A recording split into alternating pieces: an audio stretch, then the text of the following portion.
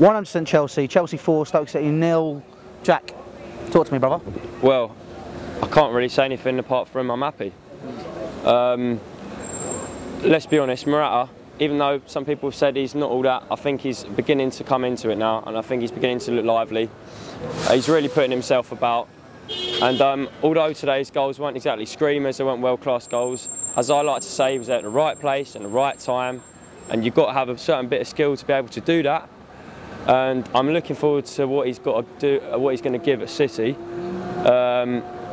As I've talked about earlier, he hasn't particularly turned up at the big games, if we say Arsenal and Tottenham, and you could say Community Shield.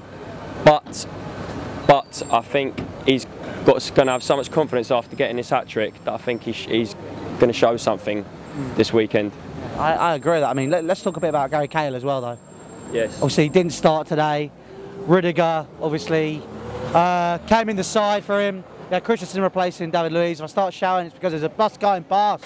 But I mean, talk to me about that. I mean, is he out? Right, my view on Cahill is he needs to be the sort of player that John Terry was when he was here for his last season, sorry.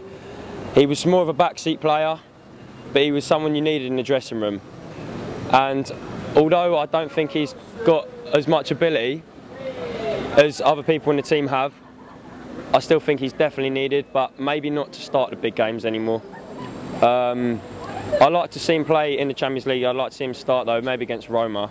Atletico Madrid might be asking a bit too much. It's such a big game, but we'll see. As I said before, I think he needs to take up a John Terry type role now. So we'll see what happens anyway.